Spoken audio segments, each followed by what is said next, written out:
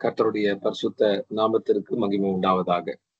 ఈరోజు మనం వాక్య ధ్యానం కొరకు కీర్తనలు 62 கீர்த்தன 5 வாக்கியாన్ని చదువుకుందాం. இன்றைக்கு நம்மளுடைய வசனத்தின் தியானத்திற்காக சங்கீதம் 62வது சங்கீதம் 5வது வசனத்தை వాసిపోం.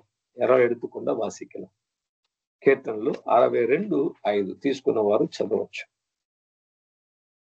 నా ప్రాణమా దేవుని నమ్ముకొని మౌనముగా ఉండుము, ఆయన వలననే నాకు నిరీక్షణ కలుగుచున్నది. ఆమేన్. Praise the Lord. அவரே என் கண்மலையும் என் ரட்சிப்பும் என் உயர்ந்த அடைக்கலமுமானவர், நான் அதிகமாய் அசைக்கப்படுவதில்லை. ఆమేన్. ఆమేన్. నా ప్రాణమా దేవుని నమ్ముకొని మౌనముగా నుండుము. என் ஆத்மாவே நீ தேவனை விசுவாசித்து நீ காத்திரு, మౌనమాయిరు. ఆయన వలనే నాకు నిరీక్షణ కలుగుచున్నది. కర్తரை நினைக்கும் போதுதான் எனக்கு ஒரு நம்பிக்கை ఉండాகிறது. ఈరోజు మనం ఈ వాక్యాన్ని ఆధారంగా ఉంచుకొని చూడనే ఉన్న కార్యం ఏంటంటే, మొట్టమొదటిగా దేవుడు మన జీవితంలో మౌనమైపోయిన సమయాల్లో మనం ఎలా நடிச்சுக்கோవాలి. இன்றைக்கு இந்த வசனத்தை நாம் ஆதாரமாக வைத்துக்கொண்டு நாம் முதலாக பார்க்க போகிற காரியம் என்னவென்றால், தேவன் நம்மளுடைய வாழ்க்கையில அவர் பேசாமல் మౌనமாக మారుగిற నేరத்துல நாம் என்ன செய்ய வேண்டும். ప్రతి ఒక్క క్రైస్తవుని జీవితంలో, క్రైస్తవురాలి జీవితంలో ఆత్మీయంగా నడుచుకునే వారికి కలిగే ఒక అనుభవం ఏంటంటే, కొన్నిసార్లు దేవుని సన్నిధిని అస్సలు స్పర్శించలేక, అనుభవించలేక, దేవుడు దూరం అయిపోయినట్లు, మనల్ని మర్చిపోయినట్లు, లేకపోతే మనం దేవుని చేత విడవబడిన వారుగా కూడా తలంచడానికి ఆస్కారాలు ఉన్నాయి. ஒரு உண்மையான கிறிஸ்தவளாக நாம் வாழ்ந்து கொண்டு வரும்போது நம்மளுடைய வாழ்க்கையில சில அனுபவங்கள் எப்படி இருக்கும் என்றால், தேவன் என்னை விட்டு தூரமாக இருக்கிறார், அவர் மௌனமாக இருக்கிறார், அவர் பேசாதவரை போல் இருக்கிறார், கேளாதவரை போல் இருக்கிறார், என்னை மறந்து விட்டார் என்கிற அளவுக்கு நம்மளுடைய అనుభవங்கள் சில நேரத்தில் இருக்கும்.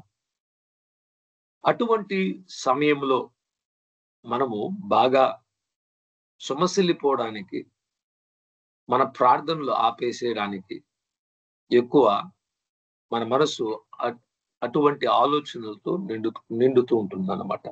ஆண்டவர் பேசாமல் அவர் மௌனமாக இருக்கிற அந்த நேரத்தில் நம்மளுடைய ஆவிக்குரிய வாழ்க்கையில ஒரு சோர்வு, ஒரு பலவீனம் வந்துவிட்டு நாம் ஜெபிக்கிறதை நிறுத்தணும், இல்லாவிட்டால் வேத வசனத்தை வாசிக்கிறதை நிறுத்தணும் கூட நினைக்க தோணும். బైబిల్ గ్రంథంలో చూసినప్పుడు యోబు అనే ఒక వ్యక్తి ఉన్నాడు. ఆయన జీవితంలో కలిగిన శ్రమలు మన అందరికి తెలుసు. ఒక్కరోజు అన్నిటిని కోల్పోయాడు. யோபு என்கிற ஒரு மனிதனை குறித்து வேதம் பேசுகிறது. நமக்கு எல்லாருக்கும் தெரியும், அவர் ஒரே ஒரு நாள்ல తనకుండాன எல்லாவற்றையும் இழந்து పోనారు. యోబు తన జీవితంలో కోల్పోయిన ఆ రోజు మొదలుకొని ఆయనకు విడుదల వచ్చేంత వరకు బహుగా ఏడ్చాడు, ఎక్కువ ప్రార్థించాడు, వాదించాడు, దేవుడిని వెతికాడు, ఉపవాసం ఉన్నాడు, స్నేహితుల చేత నిందింపబడ్డాడు, సొంత భార్య వచ్చి చనిపోమని కూడా చెప్పింది. யோபு தன்னுடைய வாழ்க்கையில சகலவற்றையும் இழந்த அந்த நாள் முதல் கொண்டு அவர் மிகவும் அழுது புலம்பி போராட்டம் செய்து தேவனிடத்தில் அதிகமாக பேசி அவர் ஜெபித்து எதிர்பார்த்து சிநேகிதர்களால தூஷிக்கப்பட்டு, சொந்த மனைவி நீ தேவனை தூஷித்து ஜீவனை விடு என்று கூட அவரை அவ்வளவாக పురక్కనిக்கப்பட்ட ஒரு నిలమై. యోబు పుస్తకాన్ని మనం చదువుకున్నట్లా 1వ అధ్యాయం మొదలుకొని 37వ అధ్యాయం వరకు అతడే ఎక్కువ మాట్లాడుతున్నాడు, వారి స్నేహితులు మాట్లాడుతున్నాడు, దేవుని శబ్దం అంటూ అక్కడ అస్సలు లేదు. ఎన్నో ప్రశ్నలు అడిగాడు, ఏ ఒక్క ప్రశ్నకు కూడా దేవుడు సమాధానం ఇవ్వలేదు. யோபு புஸ்தகத்தில் முதல் அதிகாரத்தின் தொடங்கி 37வது அதிகாரம் வரைக்கும் நீங்க வாசித்து பார்த்தால் அநேக கேள்விகளை யோபு கேட்டார், அநேக ஜெபங்களை செய்தார். ஆனால் ஒரு கேள்விக்கும் ஒரு ஜெபத்துக்கும் அது வரைக்கும் ஒரு விடுதலையோ ஒரு பதிலோ வரவில்லை. కొన్ని మార్లు మనం ఎంత ప్రార్థించినా ప్రార్థనకు జవాబు రాలేదన్నట్లు మనకు அனுப்பிస్తుంది. சில நேரங்களில் சில விஷயத்துக்காக நாம் எவ்வளவு போராடி ஜெபிச்சாலும் அந்த ஜெபத்துக்கு பதில் வராது போல இருக்கும். ఒక క్రైస్తవుని జీవితంలో, ఒక క్రైస్తవురాలి జీవితంలో చాలా బాధను పుట్టించే ఒక అనుభవం ఏంటంటే, దేవుని సన్నిధిని అనుభవించలేక, దేవుడు మనతో ఉన్నాడు అని గ్రహించలేక, దేవుడు దూరంగా ఉన్నట్లు అనిపిస్తే అదే చాలా బాధను పుట్టిస్తుంది. అది ఒక్కటి వదులుకుంటే వేరే ఏ బాధ కూడా అంత బాధ అనిపించదు. మరణం అయితే కూడా అంత బాధ అనిపించదు. మరణం కన్నా ఎక్కువ బాధ అనిపించేది దేవుని సన్నిధిని కోల్పోయినప్పుడు. ஒரு உண்மையான கிறிஸ்தவனுடைய வாழ்க்கையில மிகுந்த துக்கம், மிகுந்த வேதனை எப்போது உண்டாகும் என்றால், தேவனுடைய சந்நிதியை, தேவனுடைய பிரசன்னத்தை உணர முடியாம போற நேரத்தில், தேவன் தூரமாக இருக்கிறது போல நினைக்கப்படுகிற அந்த நேரத்தில் அது மரணத்தை விட வேதனையா இருக்கிறது. The silence of God kills a soul. தேவனுடைய அந்த மௌனம், அவர் பேசாமல் இருக்கும்போது நம்மளுடைய ఆత్మவை అది கொன்று పోడుகிறது పోల இருக்கும். దేవుడు మాట్లాడకుండా మౌనం వహించినప్పుడు మన ఆత్మ చంపబడినట్లు మృతి చెందే అటువంటి ఒక అనుభవం లాంటి ఒక మనస్సు మనలో కలుగుతూ ఉంటుందన్నమాట. యోబు జీవితంలో కూడా అలా కలిగింది. ఆయన ఎంతగా విలాపిస్తున్నా, ఎంతగా ఏడుస్తున్నా, దేవుని వద్ద నుంచి ఎటువంటి ఉత్తరము రాకుండా ఆయన తన సొంత పుట్టిన దినాన్ని శపించాడు. నేను తల్లి గర్భంలోనే చనిపోయి ఉంటే బాగుండేది, ఎందుకు పుట్టాను, ఎందుకు ఇటువంటి పరిస్థితి నాకు అని కూడా ఎక్కువగా ஏட்சாడు. யோபு சொன்னார், ஆண்டவரிடத்தில் நான் கேட்கும்போது ஆண்டவர் எனக்கு பதில் தராமல் இருக்கிறார். நான் என்னுடைய தாயின் வயிற்றிலே உருவாகிற நேரத்திலேயே கல்லறையாக மாறி அந்த இடத்திலே நான் மரித்திருந்தால் నలమాயிருందరుக்கும் என்று కూడా சொன்னாరు.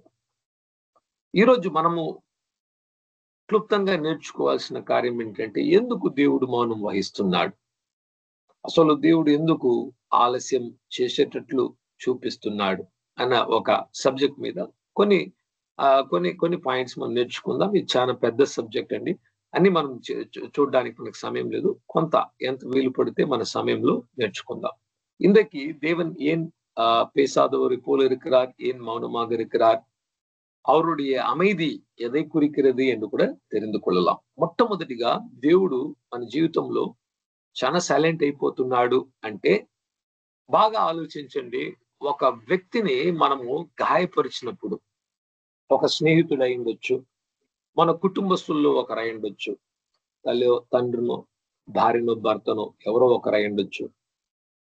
వారికి నచ్చని విధముగా మనం నడుచుకున్నప్పుడు, పదే పదే చెప్తూ ఉంటే కూడా విధేయత లేకుండా నడుచుకున్నప్పుడు ఏమవుతుందంటే, చెప్పడం మానేస్తారు, మాట్లాడడం మానేస్తారు, దూరం అయిపోతారు. நன்றா கவனித்து பாருங்க. ஒரு உறவுல அது தாய் தகப்பன் பிள்ளை இல்லாவிட்டால் கணவன் மனைவியா இருக்கலாம்.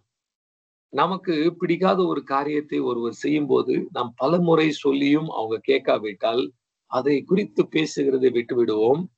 இன்னும் அதிகமாக போச்சுன்னா அவங்களோட பேசுகிறதை విட்டு దూరமாக இருக்க ముయற்சி செய்வோம். మనల్ని ఎక్కువ ప్రేమించే వారిని మనం గాయపరిచినప్పుడు వాళ్ళు అసలు ఏం మాట్లాడలేక మౌనమైపోయి దూరం అయిపోతారన్నమాట. நம்மை அதிகமாக நேசிக்கிறவர்களை நாம் துக்கப்படுத்தும் போது அவர்கள் அமைதியாக மாறி நம்மை விட்டு பிரிந்து దూరமாக పోయి విడువాంగ. అదే విధంగానే దేవుడు మనల్ని చాలా అత్యధికంగా ప్రేమించి ఈ రక్షణ అనుభవాన్ని ఇచ్చి మీకు నాకు ఎన్నో సంవత్సరాల క్రిందట మనల్ని ఎన్నుకొని, తెలుసుకొని, పోషించి, పాపాన్ని కడిగి, పరిశుద్ధాత్మనిచ్చి, వాక్యాన్నిచ్చి, సంఘాన్నిచ్చి, సేవకులనిచ్చి బలపరుస్తూ మనము చక్కటి మార్గంలో తనకు మనము దేవునికి విధేయులుగా నడుచుకోవాలని దేవుడు మనల్ని ఎన్నుకున్నాడు. ஆண்டவர் நம்ம ஏன் தேர்ந்தெடுத்தார்? நம்மளை ரட்சித்தது, பரிசுத்த ஆவியினால நிரப்பினது, வேத வசனத்தை கொடுத்தது, சபை ஊழியர்கள் எல்லாவற்றையும் கொடுத்து நம்மை பலப்படுத்தினது காரணம் நாம் தேவ சித்தத்தை செய்து పరిశుద్ధமான వழியில నడందు కొల్లుంబడియాగ. ఇప్పుడు ఒకసారి ఆలోచించండి, ఎన్ని సంవత్సరాల ముందు మీరు దేవుణ్ణి ఈ విధంగా ఎరిగున్నారు? இப்போ ஒரு முறை யோசித்து பாருங்க, எத்தனை ஆண்டுகளுக்கு முன்பாக இப்படி நீங்க தேவனுடைய వార్తయే దేవునుడి వడిயில நடந்திருக்கிறீங்க. అంత తెలుసుకున్న తర్వాత కూడా దేవునికి నచ్చని కార్యాన్ని మన జీవితంలో చేస్తూ ఉన్నప్పుడు దేవునికి ఒక విసుగు పుట్టి మనల్ని విడిచిపెట్టి మౌనమైపోయి జీవితంలో అసలు ఏది మాట్లాడలేక చెప్పుకోలేక ఆయన దూరం అయిపోతాడండి. அப்போ அப்படிப்பட்ட இவ்வளவு அனுபவங்களையும் கொடுத்து ஒரு மனிதன், ஒரு கிறிஸ்தவன், ஒரு கிறிஸ்தவள் தேவனுடைய வழியில நடக்காம உலகத்தின் வழியில் நடக்கும்போது தேவன் அவர் உள்ளத்தில் துக்கம் நிறைந்து அந்த జనங்களை విட்டு పిరిందు పోகிறாరు. దేవుడు నన్ను ఎప్పుడు విడవడు ఎడబాయడు అని వాగ్దానం అవును ఇచ్చాడు. కానీ ఆయన పూర్తిగా విడిచిపెట్టకపోయినా ఆయన సన్నిధిని తీసేస్తాడు. ஆண்டவருடைய வசனம் சொல்லுகிறது, நான் எப்போதும் உன்னை கைவிடுவதும் இல்லை, உன்னை விட்டு விலகுவதும் இல்லை என்று சொல்லியிருக்கிறார். உண்மைதான். அவர் முழுமையா விட்டு விலகாவிட்டாலும் அவருடைய వల్లమి ఉள்ள ప్రసన్నతయు అన్బాన ప్రసన్నతయు நம்மளுடைய வாழ்க்கையிலிருந்து எடுத்து పోడువారు. దీనికి ఒక వాక్యంలో ఆధారంగా మనం తీసుకోవాల్సిన కార్యము, లేకపోతే మనం వచ్చి ఒక ఎగ్జాంపుల్, ఒక ఉదాహరణ అంటే వాక్యంలో ఎక్కడ ఉందంటే, మోషే ఇజ్రాయేలు ప్రజలను వచ్చి నడిపిస్తున్నాడు. ఎక్కడ అరణ్య మార్గంలో కానానుకు నడిపిస్తుంటే ప్రజలు అవిధేయత కలిగిన వారిగా మారిపోయి దేవుని ఆజ్ఞకు విరుద్ధంగా చేసినప్పుడు దేవుడు కోపించుకొని చెప్పిన మాట ఏంటంటే, ఇక నేను ఈ ప్రజలతో నేను రాను, నేను వస్తే వీళ్ళందరినీ కూడా చంపేస్తాను, వీళ్ళ మనసు వచ్చి చాలా అవిధేయతతో నిండుకుంది అనేసి దేవుడు మోషేతో మాట్లాడాడు. மோசே இஸ்ரவேல் ஜனங்களை நடத்தி கொண்டிருக்கிறார் வனாந்தரமான பாதையில. அப்போது இந்த ஜனங்க என்ன செய்யறாங்க, தேவனுக்கு பிடிக்காத காரியங்கள், கீழ்ப்படியாத காரியங்கள் செய்கிறதுனால தேவன் சொன்னார், இவர்கள் வணங்காத கழுத்துள்ள ஜனங்களா இருக்கிறாங்க, இனி இவர்கள் நடுவில் நான் நடந்தால் நான் அவர்களை கொண்டு போட்டு విడువేన్. దేవుడు ఒక మార్గాన్ని ఎన్నుకున్నాడు. మోషే దగ్గర చెప్పాడు, నువ్వు ఈ ప్రజలను తీసుకెళ్ళు, నేను రాను, నా యొక్క దూతను నేను పంపిస్తాను, కార్యాలైతే జరుగుతుంది, ఆశీర్వాదాలైతే ఉంటుంది, కానీ నేను ఉండను. ஆண்டவர் சொன்னார், மோசேயை பார்த்து, ஒரு காரியம் செய்யலாம், நான் உங்களோட கூட வரமாட்டேன், ஆனால் என்னுடைய தூதனை நான் அனுப்புவேன், நடக்க வேண்டிய காரியங்கள் నిశ్చయமாக நடக்கும். మంచిదే కదా, కార్యాలు జరిగిపోతే మనకు చాలు కదా. మనకు కావాల్సింది ఆశీర్వాదం, మనకు కావాల్సింది స్వస్థత, మనకు కావాల్సింది పరలోకం, మనకు కావాల్సింది దేవుడిచ్చే మంచి కార్యాలు. అవి దేవుడు ఇస్తానంటున్నాడు. నా సన్నిధిని నేను ఇవ్వను, కానీ ఇవన్నీ కూడా మీకు నా కృపను బట్టి నేను దయచేస్తాను అని చెప్తున్నాడు. பாருங்க, ஆண்டவர் சொல்றாரு, என் சமூகம் உங்களுடைய சந்நிதி உங்களோட கூட வராது, ஆனால் என்னுடைய ஆசீர்வாதம், என்னுடைய தூதன் வருவான், வழி நடத்துவான். அவ்வளவுதானே நமக்கு எல்லாருக்கும் வேண்டியது, ஆசீர்வாதம், சுகம், நல்ல ஒரு வாழ்க்கை, கடைசியா மரிச்சா ஒரு பரலோகம். ஆண்டவர் சொல்ற, இதெல்லாம் நான் தருவேன், ஆனா என்னுடைய சமூகத்தை நான் உன்னோடு கூட తర முடியாது என்று சொன்னார்.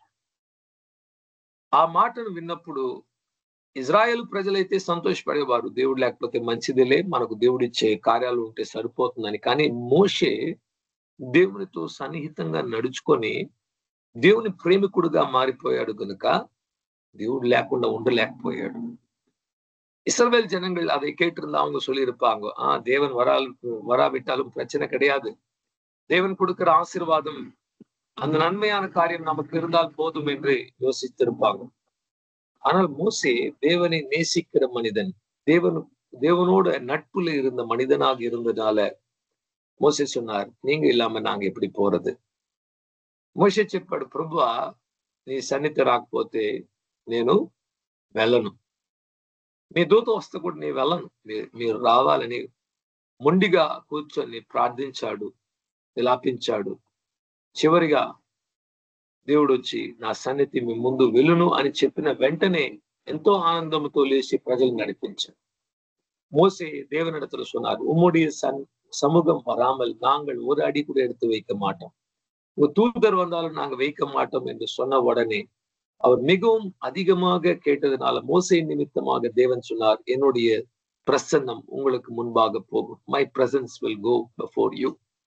அதை கேட்ட உடனே அவர் சந்தோஷத்தோடு எழுந்து நடந்தார். మొట్టమొదటి కారణము దేవుడు మౌనమైపోవడము, ఆయన గాయపడ్డాడు అన్న ఒక విషయాన్ని మనం గుర్తించాలి. మన క్రియలు, మన జీవితము ఆయనకు చాలా దుఃఖాన్ని పుట్టించింది కనుక దూరం అయిపోతున్నాడు, మౌనమైపోతున్నాడు, మాట్లాడలేకపోతున్నాడు, సంభాషించలేకపోతున్నాడు, ప్రార్థించిన జవాబు ఇచ్చే పరిస్థితుల్లో దేవుడు లేడనమాట. முதல் காரணம் தேவனுடைய அவர் மௌனமாக பேசாமல் இருக்கிற காரணம் நம்மளுடைய வாழ்க்கையில இருக்கிற கீழ்ப்படியாத தன்மையின் நிமித்தமாக அவர் காயப்பட்டு நம்மை விட்டு தூரமாக விலகிவிட்டார். அவர் பேச முடியாத ஒரு நிலைமையில் இருக்கிறார்.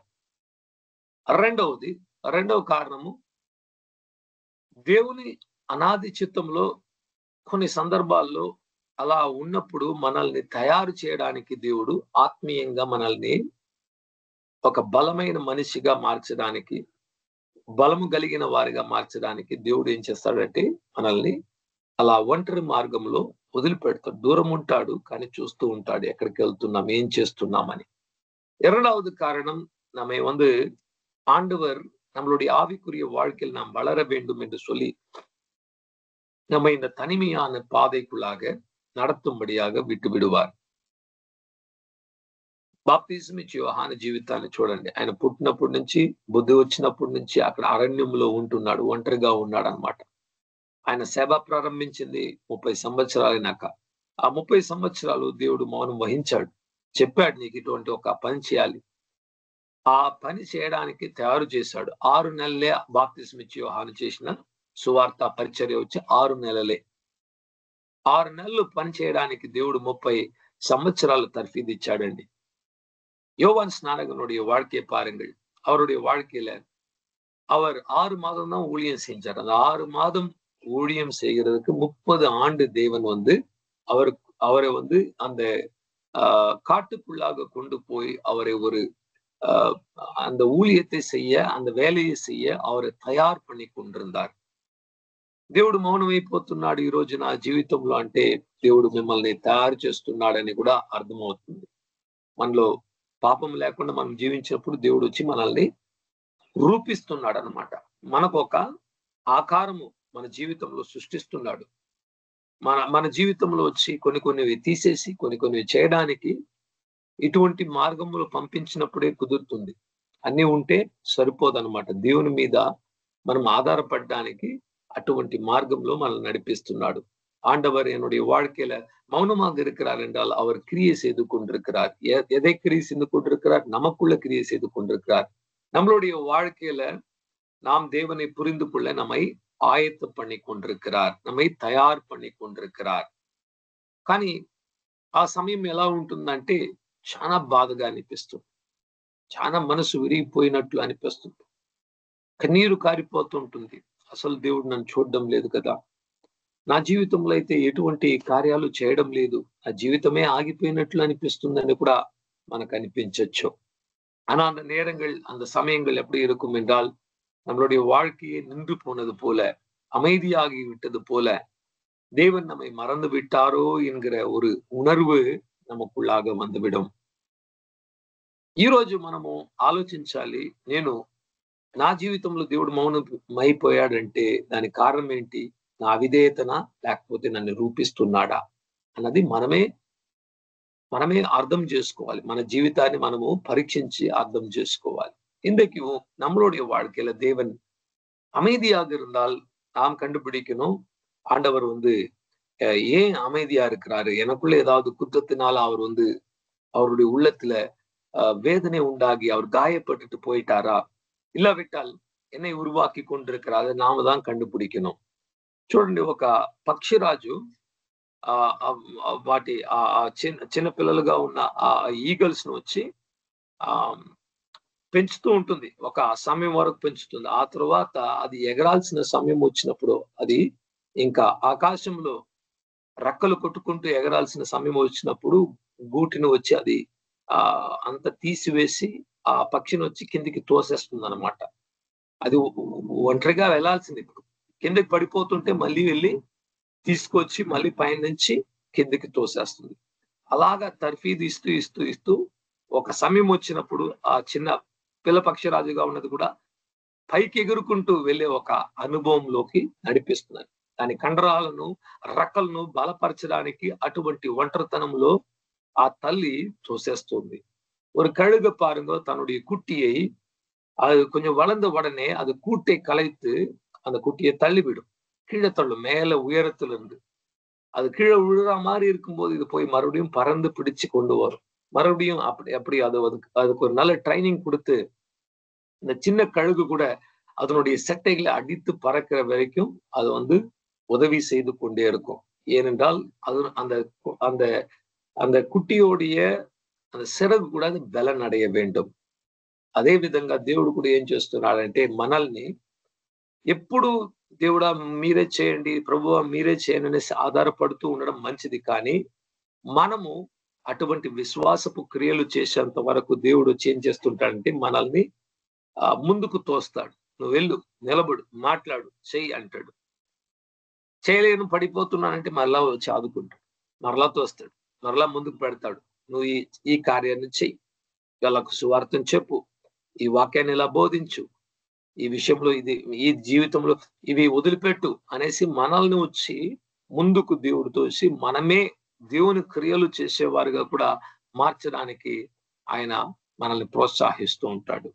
பாருங்க, ஒரு கழுகானது எப்படி தள்ளி போடுகிறத போல ஆண்டவர் கூட நம்மளுடைய கூட்டை கலைத்து நம்ம என்ன பண்றாரு, அவருடைய வேலைகளை செய்யும்படியாக நம்மை முன்பாக தள்ளி நிறுத்துகிறார். நம்மளால முடியல, விழுந்துடுறோம் என்று சொல்லுகிற நேரத்துல மறுபடியும் தூக்கி பிடிக்கிறார், மறுபடியும் தள்ளுகிறார். நம்மளுடைய విశ్వాసం అది బలనடையும்பడిயாக. దేవుడు మౌనంగా ఉన్నప్పుడు ఆయన అసలు మౌనం లేదు, క్రియేట్ చేస్తూ ఉన్నాడు అన్నది కూడా మనము బైబిల్ నుంచి తెలుసుకోగలం. ஆண்டவர் அவர் அமைதியா இருக்கும்போது அவர் முழுமையா அமைதியாக இல்லை, அவர் நமக்காக கிரியை செய்து கொண்டிருக்கிறார் என்பதை கூட நாம நிச்சயமாக ఉనందు కొలలాం. పాత నిబంధనకు కొత్త నిబంధనకు మధ్య భాగంలో కొంచెం 400 సంవత్సరాల పైగా ఒక సైలెంట్ పీరియడ్ అనేది ఉంటుంది. ఆ పీరియడ్ వచ్చి హిస్టరీలో థియాలజీలో ఏమంటారంటే intertestamental period. The period between the Old Testament and the New Testament is called the silent period of God. పాత నిబంధనకు కొత్త నిబంధనకు మధ్య భాగంలో కొన్ని సంవత్సరాలు దేవుడు మౌనమైనట్లు, దేవుని అసలు మాటలు లేకుండా ఆయన నిశ్శబ్దంగా ఉన్నట్లు కనబడే కొన్ని 400 సంవత్సరాలకు పైగా ఉన్నాయన్నమాట. பழைய ஏற்பாட்டுக்கும் புதிய ஏற்பாட்டுக்கும் நடுவுல ஒரு 400 வருஷம் தேவன் அமைதியாக இருந்தது போல దేవునుடைய వార్த்தை ఇల్లాద నాట్కల్ இருந்தது. ఆ సమయంలోనే ఫరిషేయులు సదుషేయులు అనేవారు మతాన్ని తీసుకొచ్చి బాగా ప్రజల మీద అధికారాన్ని చూపించి స్థాపించుకున్నారు వారి యొక్క సిద్ధాంతాన్ని. அந்த காலகட்டத்தில் தான் பரிசேயர்கள் சதுசேயர்கள் அவர்களுடைய கொள்கைகளையும் அவர்களுடைய மதத்தையும் స్థాపిத்து జనங்கள் மேல் அதிகாரத்தை செய்ய ఆరంభితాர்கள். అప్పట్లో ఉన్నవారు అనుకోని ఉండొచ్చు, దేవుడు అసలు ఇంకా ఏం క్రియేట్ చేయకుండా సైలెంట్ అయిపోయాడేమో అనుకోండొచ్చు. కానీ దేవుడు ఏం చేస్తున్నాడు, యేసుక్రీస్తును ఈ ప్రపంచంలోకి తీసుకురావడానికి ప్రతి కార్యాన్ని సిద్ధపరుస్తూ పరలోకము బలంగా క్రియేట్ చేస్తూ ఉన్నది. அந்த காலத்தில் வாழ்ந்த ஜனங்கள் நினைத்திருப்பாங்க, தேவன் எதையுமே பேச மாட்டிருக்கிறாரே, அவர் அமைதியா மாறிட்டாரு, அவ்வளவுதான், இனி ஆண்டவருடைய வல்லமை இல்லை என்று நினைத்திருப்பாங்க. ஆனா தேவன் இயேசு கிறிஸ்துவை இந்த உலகத்துக்குள்ள கொண்டு ஒவ்வொரு மனிதனுக்கும் ரட்சிப்பு கொடுக்கிற அந்த ஒரு பெரிய கிரியை செய்து கொண்டிருக்கிறார். ఒక కార్యాన్ని మాత్రం మనము ఇటువంటి సీజన్ లో వెళ్తున్న వారికి ఇది నేను చెప్తున్నాను అనమాట. వాళ్ళకి అర్థం అవుతుంది, వేరే వాళ్ళకి అర్థం కాదు. అర్థం కాని వారు వినండి. మీకు అటువంటి ఒక అనుభవము కలిగినప్పుడు ఈ వాక్యాలు మీకు సహాయపడుతుంది. இந்த காரியங்கள் நான் சொல்லுகிறது சிலருக்கு தான் புரியும். அப்படிப்பட்ட ஒரு சூழ்நிலைக்குள்ளாக, அப்படிப்பட்ட ஒரு அனுபவத்துக்குள்ளாக போகிறவங்களுக்கு மாத்திரம் தெளிவாக புரியும். மற்றவங்களுக்கு இது பெருசா புரியாது. கேட்டுக்கோங்க. உங்களுடைய வாழ்க்கையில அப்படிப்பட்ட సూழ்நிலைகளுக்குள்ளாக நீங்க పోగుம்போது உங்களுக்கு இந்த వార్తகள் ప్రయోజనமாக இருக்கும். చూడండి, దేవుడు అటువంటి క్రియను చేస్తున్నప్పుడు మన జీవితంలో ఆయన ఆగిపోయినప్పుడు దర్శనాలు లేవు, కలలు లేవు, స్వప్నాలు లేవు, మరి ప్రవచనాలు లేదు, ప్రార్థిస్తుంటే జవాబు రావడం లేదు, బైబిల్ చదువుకుంటే ఏమి అనిపించడం లేదు. అటువంటి ఒక డ్రై సీజన్ అన్నమాట. అదే దేవుడు వచ్చి మాట్లాడకుండా ఉన్నాడు అన్నట్లు మనకు అనిపించే ఒక కాలం. எனக்கு வந்து தீர்க்க தரிசனம் இல்லை, தரிசனம் இல்லை, வசனம் படித்தாலும் புரியல, இல்லாவிட்டால் அதுல வெளிப்பாடு இல்ல, ஜெபம் செய்தாலும் பதில் வரல என்கிற ஒரு வறட்சியான சூழ்நிலைக்குள்ளாக போய் கொண்டிருக்கிற நீங்க செய்ய வேண்டிய காரியம் ஒன்றே ஒன்றுதான். రోమీయులకు రాసిన పత్రిక 8వ అధ్యాయం 28వ వచనం ఇలా చెప్తుందన్నమాట. దేవుని ప్రేమించు వారికి, ఆయన చిత్త ప్రకారము పిలువబడిన వారికి సమస్తము மேலு நிமித்தமே ஜெருகுனு காணி கீடு கரக்கை காது. நன்றாக யோசிச்சு பாருங்க. ரோமர் 8ஆம் அதிகாரம் 28வது வசனம் சொல்லுகிறது, கர்த்தரால தேர்ந்தெடுக்கப்பட்டவங்க, தேவனை நேசிக்கிறவர்களுக்கும் கர்த்தரால தேர்ந்தெடுக்கப்பட்டவர்களுக்கும் సకలமும் నన్மைకి ఏదువాగవే నడக்கும். ఈ వాక్యాన్ని బాగా గమనించాలి. ఇక్కడ ఏం చెప్తుంది? దేవుని ప్రేమించే వాళ్ళంట దేవుని చేత పిలువబడిన వారు. ఈ రెండు క్వాలిఫికేషన్ ఉన్నవారు. దేవుని ప్రేమించేవారు ఖచ్చితంగా దేవుని చేత పిలువబడి ఉంటారు. దేవుని చేత పిలువబడిన వారు స్పందించినట్లా దేవుణ్ణి ఖచ్చితంగా ప్రేమిస్తారు. సో ఆ కారణం బట్టి ఈ రెండు ఉంటాయి. ఒకటి ఉండి ఒకటి లేకుండా ఉండడానికి అసలు సాధ్యం లేదు. பாருங்க, ஆண்டவரால அழைக்கப்பட்டவர்கள் நேசிக்கப்பட்டவர்கள் சொல்லி இருக்கு இந்த இடத்துல. அப்போ தேவனை நேசிக்கிறவங்க அழைக்கப்பட்டவங்க தான். அழைக்கப்பட்டால் தேவனை நேசிக்காமல் இருக்க முடியாது. அதனால இந்த ரெண்டு క్వాలిఫికేషన్ அந்த ஒரு నబరుకుళ్ళే இருக்கணும். ఇటువంటి ఈ అర్హత ఉన్న వాళ్ళకే ఈ వాక్యం చెల్లుతుంది, అందరికి కాదండి. తాగుబోతుకు సమస్తము దేవుని చిత్తంగా జరుగుతుందంటే లేదు, మేలు కొరకే జరుగుతుంది లేదు, కీడు కొరకే జరుగుతుంది. తాగే వారికి రోగాలు వస్తాయి, కుటుంబాల్లో గొడవలు వస్తాయి, కుటుంబాలు విడిపోతుంది, చెడిపోతుంది. పాపం చేయవానికి సమస్తము మేలు కొరకే జరుగును లేదు, శరీరంలో వ్యాధులు వస్తాయి పాపం చేస్తే శరీరంతో. பாருங்க, இந்த வசனம் யாருக்கு பொருந்தும்? தேவனை நேசிக்கிறவர்களுக்கு, அவரால் அழைக்கப்பட்டவங்களுக்கு தான். குடித்து கொண்டிருக்கிறவங்க, சரீரத்துல பாவ கிரியைகளை செய்து கொண்டிருக்கிறவங்களுக்கு நன்மை நடக்காது, தீமைதான், வியாதி, பலவீனம், நரகம் என்கிற கொடிய காரியங்கள் வந்துவிடும். దేవుణ్ణి ప్రేమించే వారికి, ఆయన చేత పిలువబడిన వారికి సమస్తము మేలు నిమిత్తము జరుగునంట. అలాగైతే జరిగేదంతా మంచిది కాదు. కొన్ని బాధలు వస్తాయి, ఇబ్బందులు వస్తాయి, కానీ వాటన్నింటి కూడా దేవుడు మార్చి చివరిగా తీసుకొచ్చే రిజల్ట్ వచ్చి మంచిగా ఉంటుందంట. గుడ్ రిజల్ట్ అనేది కలుగుతుంది. பாருங்க, ஆண்டவரால் அழைக்கப்பட்டவங்க நேசிக்கிறவங்க என்றால் எல்லாமே நன்மையா நடந்துடாது, தீமை மாறி நடக்காம இருக்காங்க. தீமையும் தேவன் నన్மையா మార్చువారు. మన జీవితంలో దేవుడు మౌనం వహిస్తున్నప్పుడు, మన జీవితంలో దేవుడు అసలు దూరంగా ఉన్నాడు అన్నట్లు అనిపిస్తున్నప్పుడు, ఒక్కటి మనం చేయాల్సింది, మనం దేవుణ్ణి హట్ చేసామా లేదా అది ఒకటి గమనించాలి. రెండవది, నేను దేవుణ్ణి ప్రేమిస్తున్నాను లేదా, ఆ టైంలో ఎక్కువ దేవుణ్ణి ప్రేమించడం నేర్చుకోవాలి. ఇవి రెండే మనం చేయాల్సింది. இப்படிப்பட்ட ஒரு சூழ்நிலைக்குள்ளாக, அனுபவத்துக்குள்ளாக போகும்போது நாம் செய்ய வேண்டியது ரெண்டே ரெண்டு காரியம்தான். முதலாவது, நான் தேவனை துக்கப்படுத்துறேனா, எனக்குள்ள நான் செய்கிற காரியங்கள் தேவனுக்கு பிடிக்காத காரியங்கள் ஏதாவது இருக்கா, நம்மை நாம் சோதித்து பார்க்க வேண்டும். இரண்டாவது, நாம் தேவனை நேசிக்கணும். నేసిచ్చాதான் எல்லாமே నన్மைకి ఏదువా நடக்கும். அவரை அதிகமாக నేసిக்கணும். పరీక్షించుకోవాలి మన హృదయాన్ని. నేను చేసే కార్యాల్లో దేవునికి నచ్చకపోయేది ఏమన్నా ఉందా? కొన్నిసార్లు మనము కొన్ని స్నేహితులు ఉంచుకొని ఉంటాం. ఆ స్నేహితులు దేవునికి ఇష్టం లేదు, వారిని మీరు విడిచిపెట్టకపోతే దేవుడు మీ దగ్గరకు రాడు. சில நேரத்துல தேவன், சில நண்பர்கள் நம்மளுடைய வாழ்க்கையில இருப்பாங்க, அதை நம்ம விட்டு விடா காட்டி தேவன் வரமாட்டார். కొన్ని వీడియోస్ మీరు చూస్తుండొచ్చు, కొన్ని షోస్ మీరు చూస్తుండొచ్చు. అది ఫ్యామిలీ షో అయి ఉండొచ్చు, సింగింగ్ కాంపిటీషన్ షోస్ అయి ఉండొచ్చు. అది దేవునికి నచ్చదు. అవి చూస్తే దేవుడు మౌనమైపోతాడు మీ జీవితంలో. சில டிவியில வருகிற ஒரு ஷோவோ, இல்ல விட்டால் இன்டர்நெட்ல வருகிற ஒரு ఎంటర్టైన్మెంట్ షోవా இருக்கலாம், அதெல்லாம் பார்த்துக்கிட்டு இருந்தா దేవుని வரமாட்டாరు. అప్పుడు మనమే మొట్టమొదటిగా పరిశీలించాలి. Where am I hurting God? Am I causing God a pain in his heart? Am I offending God? Am I putting God away from my life? నేను దేవుని వచ్చి దుఃఖం పుట్టిస్తున్నానా, ఆయన హృదయాన్ని నేను వచ్చి గాయపరుస్తున్నానా?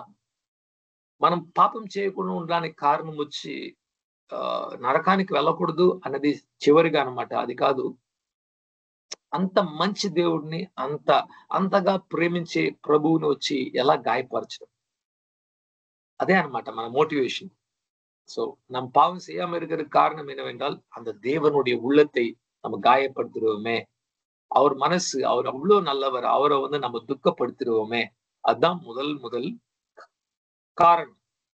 రెండోది వచ్చి మనం ఎక్కువ దేవుడిని ప్రేమించాలి. ఎప్పుడు ప్రేమించాలి? ప్రేమ ఎప్పుడండి ఒక ప్రేమకు విలువ ఉంటుందంటే కష్టాలు వచ్చినప్పుడే ఆ ప్రేమ ఎంత నిజమైనదని తెలుస్తుందన్నమాట.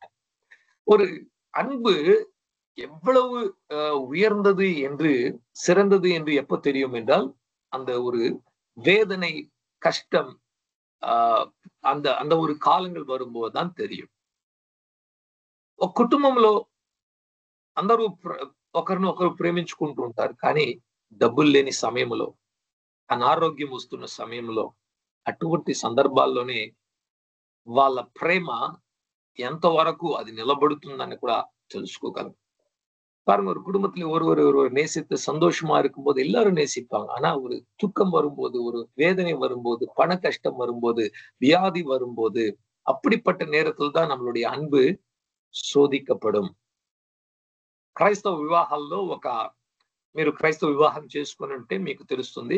అక్కడ వచ్చే అబ్బాయిని అమ్మాయిని నిలబెట్టి వాళ్ళు పాస్టర్ గారు అడిగేది ఏంటంటే చెప్పమంటాడనమాట. నేను సుఖములో అయినా, దుఃఖములో అయినా, సంతోషంగా ఉన్నప్పుడైనా, మరి అనారోగ్యంలో ఉన్న సమయంలో అయినా, ఎటువంటి ఆనందంగా ఉన్న సమయము, మరి బాధపడుతూ ఏడుస్తున్న సమయం, ఎటువంటి సందర్భాలైనా నేను ఇతన్నే ప్రేమిస్తాను, ఈవిడ్నే ప్రేమిస్తాను, వీళ్ళతోనే జీవిస్తాను, విడిచిపెట్టను. మరణము, చివరిగా మరణము విభజించేంత వరకు మేము ఒకటిగా ఉంటామని దేవుని ముందు నిర్ణయము, మరి నిబంధన చేసుకునేది క్రైస్తవ వివాహాల్లో ప్రతి డినామినేషన్ లో ఇది చేస్తారనమాట. నాకు తెలిసి ప్రతి డినామినేషన్ లో అందరి ముందు నిలబడుకొని చెప్తారన్నమాట. ఎంత కష్టాలు వచ్చినా నేను చివరి వరకు నేను విడిచిపెట్టకుండా నేను ఉంటాను. సో అటువంటి ఒక ప్రేమను దేవుడు మన యొద్ద నుంచి கோருకుంటున్నాడు. கிறிஸ்தவ திருமணங்கள்ல பார்த்தீர்கள் என்றால் எல்லா சபைகளிலும் பொதுவாகவே அந்த ஆணையும் பெண்ணையும் கொண்டு வந்து அவங்க சொல்லுவாங்க, நாங்க சுகத்திலையும் துக்கத்திலையும் வியாதியிலையும் கஷ்டத்திலையும் நன்மையான நேரத்திலையும் தீமையான நேரத்திலையும் எந்த ஒரு பிரச்சனை வந்தாலும் ஒருத்தரை ஒருத்தர் விட்டு விட்டு போகாமல் ஒருவரை ஒருவர் நாங்கள் நேசித்து மரணம் பிரிக்கிற வரைக்கும் நாங்கள் ஒன்றாக இருப்போம் என்று தேவனுக்கு முன்பாக அவங்க ஒரு தீர்மானம் எடுக்கிறாங்க. அப்படிப்பட்ட ஒரு அன்பை தான் దేవుని இந்த இடத்துல நம்ம கிட்ட ఎదుర్పార్க்கிறார். బాగా అర్థం చేసుకోవాలంటే యెషయాలో 5వ అధ్యాయము చెప్తుంది, ఈ లోకంలో దేవుడు ఇచ్చిన ఈ వివాహము, ఆ సంబంధం అన్నది దేవునికి మనకు ఉన్న ఒక సంబంధానికి నీడగా పరోక్షంగా దేవుడు చూపిస్తున్నాడు. నిజమైనది అదే అన్నమాట. అటువంటి ఒక ప్రేమలో మనము నిత్య ప్రేమలో నాటుకుపోవాలనేది దేవుని యొక్క చిత్తము. எபேசியர் 5ஆம் அதிகாரத்தில் சொல்லியிருக்கிற உலகத்தில் இருக்கிற திருமணம் என்பது தேவனுக்கும் சபைக்கும் இருக்கிற உறவை காட்டக்கூடிய ஒரு நிழலா இருக்கிறது. பொருள் என்னவோ நமக்கும் தேவனுக்கும் இருக்கிற இந்த நித்தியமான உறவு. அப்படிப்பட்ட அன்பு நமக்குள்ளாக நிலை நிறுத்தப்பட வேண்டும் என்று దేవుని విரும்புகிறார். ఒకవేళ ఈరోజు నన్ను దేవుని మర్చిపోయారు అనుకుంటున్నారా? ఎక్కువ దేవుడిని ప్రేమించండి. నా ప్రార్థనలు దేవుడు వినిపించుకోవటం లేదంటున్నారు, ఎక్కువ దేవుడిని ప్రేమించండి. మీ ప్రేమను పెంచుకోండి. మీ ప్రేమను పెంచుతూ వెళ్ళండి.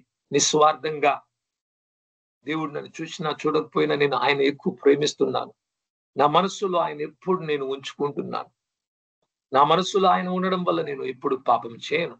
అటువంటి ఒక నిర్ణయము దానియేలు లాగా, యోసేపు లాగా కష్టాలు వచ్చినప్పుడు కూడా దేవుడిని ఎక్కువ ప్రేమించడమే నిజ క్రైస్తవుని ఒక జీవితంలో ఉన్న ఒక మంచి పోలిక. ஒரு உண்மையான கிறிஸ்தவனுடைய வாழ்க்கையில இருக்கிற ஒரு நல்ல அடையாளம், என்ன வந்தாலும், எது இருந்தாலும், எது இல்லைனாலும், என்ன நடந்தாலும் தானியேலை போல, யோசேப்பு போல పావத்துக்கு ఒప్పు கொடுக்காம నిశ్చయமாக నిండు కొల్வது. షద్రాక్ మేషక్ అబేద్నెగో అనే ఒక ముగ్గురు యవనస్తులు చెప్పారు ఆ కాలంలో, మా దేవుడు మమ్మల్ని విడిపించడానికి శక్తిమంతుడై ఉన్నాడు. ఒకవేళ ఆయన విడిపించకపోతే కూడా మేము మీరు ఉంచిన ఈ విగ్రహానికి నమస్కారం చేయము, యెహోవా ఒకడే దేవుడు, சித்தங்கா ఉన్నాము மரணிச்சதானிக்கு అని కూడా నిలబడుకున్నారు. ஷாத்ராக் மேஷக் அபேத்நேகோ என்கிற அந்த 3 வாலிபர்கள் அவங்க சொன்னாங்க, எங்கள் தேவன் வல்லமை உள்ளவர், எங்களை விடுவிக்க. அவர் ஒருவேளை விடுவிக்காமல் போனாலும் நாங்கள் இந்த பொற்சிலைக்கு வணக்கம் செய்ய மாட்டோம், நாங்கள் மரிக்கவும் தயாராக இருக்கிறோம் என்று சொன்னார்கள். 3 విషయము, ఇటువంటి సైలెంట్ పీరియడ్స్ లో వెళ్ళిపోయినప్పుడు మనకు శోధనలు ఎక్కువ కలుగుతాయి. ఎందుకంటే సాతాను వచ్చేస్తాడు. ఇప్పుడు శోధించేవాడు వచ్చేస్తాడు, పక్కన నిలబడుకుంటాడు. ఎన్నాళ్ళు ప్రార్థించి నీకేం లాభం? దేవుడిని వెతికి నీకేమి ఇచ్చాడు? దేవుడు సంతోషం ఇచ్చాడా? డబ్బులు ఇచ్చాడా? ఉద్యోగం ఇచ్చాడా? మీ ఇంట్లో ఉన్న కష్టాలు వెళ్ళిపోయిందా అనేసి మనతో ఎక్కువ మన మనసులో వచ్చి హింసించడానికి, దేవుణ్ణి దూషించడానికి, దేవుని మీద ఉన్న విశ్వాసాన్ని తగ్గించడానికి మన జీవితంలో ఎక్కువ పోరాడుతూ అగ్ని వంటి బాణములను విసురుతూ ఉంటాడనమాట. మన విశ్వాసము, మన ప్రేమ చల్లారేంత వరకు వాడు దాడి చేస్తూనే ఉంటాడు. వాడికి మంచి ఒక సందర్భం, బలహీనతలో ఉన్నారు వీళ్ళు, వచ్చి ఒంటరిగా ఉన్నారు అనుకున్న వెంటనే దేవుని క్రియలు ఉంటాయి, సాతాను క్రియ కూడా అక్కడ ఎక్కువ వస్తుందన్నమాట. ఎప్పుడు యోసేపు ఒంటరివాడుగా పొతిఫారు ఇంట్లో ఉంటే అక్కడ సాతాను వచ్చి పాపం చేయడానికి ప్రతి ఛాన్సెస్ ని తీసిపెట్టి యోసేపు జీవితాన్ని అక్కడే అణిచివేసి ఇజ్రాయేలు ప్రజలు నశించిపోవాలని ఎంతగానో ప్రయత్నించారు. కానీ యోసేపు దేవుని ప్రణాళికను అర్థం చేసుకోవడం వల్ల, పాపాన్ని విడిచిపెట్టి పరిగెత్తుకుంటూ దేవుని చిత్తం వైపు వెళ్ళిపోవడం వల్ల దేవుడు ரட்சிச்சாடு இஸ்ராயேல் பிரஜல். யோசேப்பை பாருங்க, அவருடைய வாழ்க்கையில தனிமையில் இருக்கும்போது பிசாசானவன் வந்து சோதிக்க ஆரம்பித்தான். போத்திபாருடைய வீட்டுல பாவம் செய்யும்படியாக எல்லா வாய்ப்புகளையும் உண்டாக்கி கொடுத்தான். ஆனா அவர் தேவ சித்தத்தை அறிந்ததுனால, தேவனுடைய சித்தத்தையே அவர் பெற்றுக்கொண்டு போகிறதுனால இஸ்ரவேல் ஜனங்கள் முழுவதும் காக்கப்பட்டாங்க. அவர் தேவ சித்தத்தை செய்திருக்காவிட்டால் இஸ்ரவேல் ஜனங்களுக்கு உதவி செய்கிறது மிகவும் கடினமாக போயிருக்கும் அந்த నాట్కళ్ళ. మూడవ విషయం మనం గుర్తు చేసుకోవాల్సింది, ఒంటరితనంలో ఉన్నప్పుడు, అటువంటి ఒంటరితనం అంటే ఎవరు లేకుండా కాదు, మనస్సులో దేవుడు నన్ను చూడడం లేదు, నేను మౌనంగా ఉన్నాడు, అసలు దేవుడు నన్ను పట్టించుకోవడం లేదు అనే ఆ ఒంటరితనంలో ఆత్మీయంగా వెళ్ళేటప్పుడు చాలా జాగ్రత్త ఉండాలి. ఎందుకంటే సాతాను మనల్ని పడదోయడానికి అప్పుడే ఎక్కువ ప్రయత్నం చేస్తూ ఉంటాడు. ஒரு தனிமை என்றால் யாரும் இல்லாம இருக்கிற நிலைமை கிடையாது. ஆத்மாவில ஒரு தனிமை, தேவனுடைய சமூகத்தை என்னால உணர முடியலையே என்கிற ஏக்கம் உண்டாகிற அந்த நேரத்துல பிசாசு நம்மை தேவனை விட்டு பிரிக்கும்படியாக పలవిధமான శోధనలు கொண்டு வந்து తள்ள ఆరంభిపాం. ప్రియులారా, ఈ రోజు ఈ ఉదయ కాలం మందు అటువంటి అనుభవంలో మీలో ఎవరు ఉన్నారో లేరో నాకు తెలియదు, కానీ ఉన్న వారికి ఈ వాక్యం అనేది చాలా బాగా అర్థమై ఉంటుంది. 3 విషయాలు మనం చూసాము. దేవుని హృదయంలో గాయం ఉంటే దేవుడు అసలు మన జీవితంలో మౌనం అయిపోతాడు. రెండవది, మన విశ్వాసం బలపడడానికి, మనము వచ్చి దేవుళ్ళు ఎదగడానికి దేవుడు వచ్చి ఒంటరితనంలో విడిచిపెట్టి మనల్ని సిద్ధపరుస్తున్నాడు. మూడవది, ఒంటరితనంలో వెళ్ళేటప్పుడు మనం చేయాల్సిన కార్యాలు వచ్చి ఆయన ప్రేమించడం, మరి ఆయన చిత్తానికి అప్పగించుకోవడం. నాలుగవది, సాతానుకు స్థలం ఇవ్వకుండా, శోధనలో పడిపోకుండా విశ్వాసాన్ని కాపాడుకోవడం. ఇవే మనం చేయాల్సింది. பாருங்க, நம்ம வந்து தனிமையின் பாதையில போகும்போது தேவன் நம்மளுடைய வாழ்க்கையில அமைதியா இருக்கும்போது, முதலாவது தேவன் வந்து காயப்பட்டிருக்கிறார பார்க்கணும். இரண்டாவது, நாம் வந்து தேவ சித்தத்துல தேவன் வந்து என்னை உருவாக்கி கொண்டிருக்கிறார். மூன்றாவது, அவரை அதிகமாக நேசிக்கணும். நாலாவது, பிசாசுக்கு அந்த సూழ்நிலைகள்ல அவனுக்கு இடம் கொடுத்துடக்கூடாது. అలా ఉన్నప్పుడు బైబిల్ చెప్తుంది, రాత్రి వేళ కలిగిందంటే, చీకటి కలిగిందంటే పగలు వస్తుంది. నమ్మకంతో ఉండు, నీ నమ్మకాన్ని విడిచిపెట్టకు. చీకటి అయిపోయింది అనుకోండి, కొద్ది సమయం పోయిన తరువాత 12 గంటలైతే మళ్ళీ పొద్దున వేకువజాము వస్తుంది, సూర్యుడు మరలా ఉదయిస్తాడు. అలా అదే విధంగా అటువంటి సీజన్ లో వెళ్తున్న వారికి దేవుడు అందిస్తున్న సందేశము, నాలో నిరీక్షణగా ఉండు, నీతి సూర్యుడైన యేసుక్రీస్తు మరలా నీ జీవితంలో తేదరులుతూ మహిమ కలిగిన దేవునిగా నా సన్నిధిని నీకు చూపిస్తూ, నా వాక్యాన్ని నీకు వినిపిస్తూ, నా యొక్క వాక్యం చేత నిన్ను బలపరుస్తూ నేను నడిపిస్తాను, వస్తాను త్వరగా అనేసి దేవుడు మనకు ఒక నిరీక్షణ మాటను ఇస్తున్నాడు. ஆண்டவர் இன்றைக்கு நம்பிக்கையின் வார்த்தையை தருகிறார். இரவு வந்துவிட்டால் பகலும் வரும், சூரியனுடைய வெளிச்சம் வரும். அதே போல நீதியின் சூரியனாகிய இயேசு சீக்கிரத்தில் எழும்பி நம்மளுடைய வாழ்க்கையிலும் அவருடைய ஒளியை கொடுத்து, அவருடைய சித்தத்தில் நடத்தி, அவருடைய வார்த்தையை கேட்க செய்து அவருக்காக సాక్షిயாக నిలిచి విడువార్. ఉత్సాహం మన హృదయాన్ని మనమే ఉత్సాహపరుచుకుందాం. కృంగిపోకండి, బాధపడకండి, ఏడ్వకండి, ప్రభు వైపు చూడండి, ప్రేమించండి. దేవుడు మిమ్మల్ని ఆశీర్వదిస్తాడు. நீங்கள் வந்து சோர்ந்து போவாதீங்க, பலவீனம் அடைந்து விடாதீங்க, ஜெபத்தை விட்டு விடாதீங்க, பலப்படுங்க, ஆண்டவரை நேசிங்க. ஆண்டவர் உங்களை ஆசீர்வதித்து உயர்த்துவார். ஆமீன்.